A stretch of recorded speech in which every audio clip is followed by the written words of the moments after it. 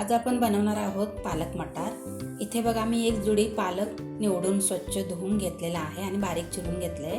ते अर्धी वाटी वाटाणे घेतलेले आहेत, ताजे वाटाणे। आणि आता इथे एका कढईमध्ये 2 चमचे तेल घातलेले आहेत। त्याच्यावरती पाव चमचे जिरे घालू आणि बारीक चिरून घेतलेलं 1-2 चमचे लसूण घेतलेला आहे। लसूण परतलेला आहे। त्याच्यामध्ये एक बारीक चिरून घेतलेला कांदा घालू। कांदा छान परतून घ्यायचा आहे।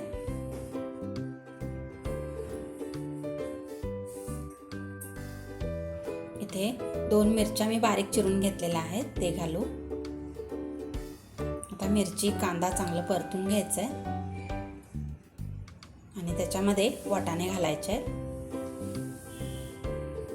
त्या कांद्यावरती वाटाणा चांगला परतून घ्यायचा आहे।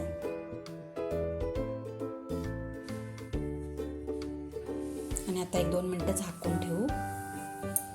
इथे बघा 2 मिनिटं झालेले आहेत आणि वाटाणे चांगले भाजले आहेत। कांद्यावरती परतून घेऊ। आता याच्यावरती थोडंसं मीठ घालायचं आहे।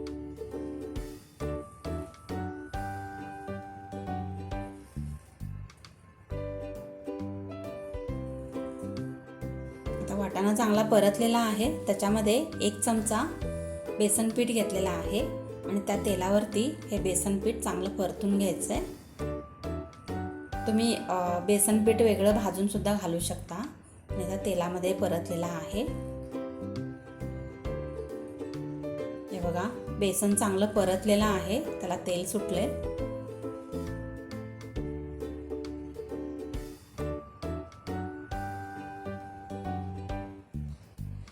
हे बारीक गॅसवर असं भाजून घ्यायचं आहे। आता ह्याच्यामध्ये 1 टोमॅटो बारीक चिरून घेतलेला आहे, ते घालू। आता ह्या टोमॅटोला तेल सुटेपर्यंत चांगलं परतून घ्यायचं आहे।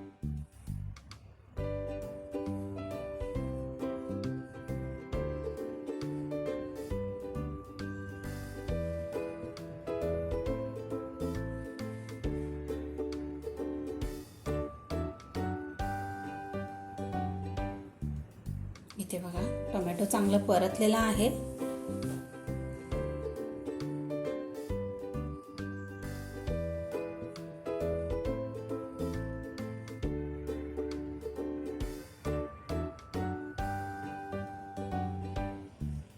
आता ह्याच्यामध्ये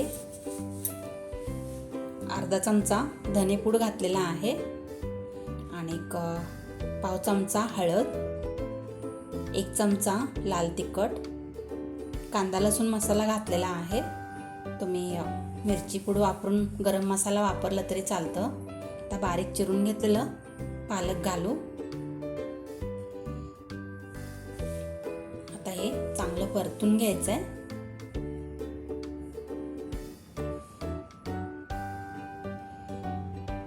हे आता चांगलं परतलेलं आहे। 1-2 मिनिटं झाकून ठेवू। इथे बघा 1-2 मिनिटं झालेले आहेत आणि पालकला पाणी सुटलेलं आहे, त्याला परतून घेऊ। आता ह्याच्यामध्ये एक अर्धी वाटी पाणी घालायचंय। तुम्हाला जर ग्रेव्ही जास्त पाहिजे असेल तर पाणी वाढवू शकता। पाणी घातल्यानंतर 1-2 उकळी काढायचे। आता याला गॅस बंद केलेला आहे, आता काढून घेऊ। ही भाजी पटकन होते।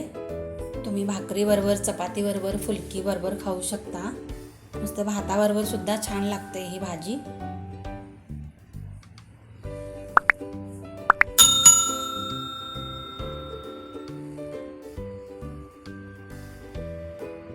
आता ह्याला एक फोडणी द्यायची। ते मी 2 चमचे तूप घेतलेला आहे, पाव चमचा जिरे आणि 5-6 पाकळ्या लसूण बारीक चिरून घेतले, ते घालू। 2 मिरच्या वाळलेल्या तुकडे करून घेतलेला आहे, हे फोडणी करून घ्यायचंय। इथे बघा ही फोडणी तयार आहे, त्या भाजीमध्ये घालू। लसणाची फोडणी घातलेली भाजी चवीला छान लागते। तुम्ही पण करून बघा. जर माझी व्हिडिओ आवडली तर लाईक शेअर सबस्क्राईब करायला विसरू नका.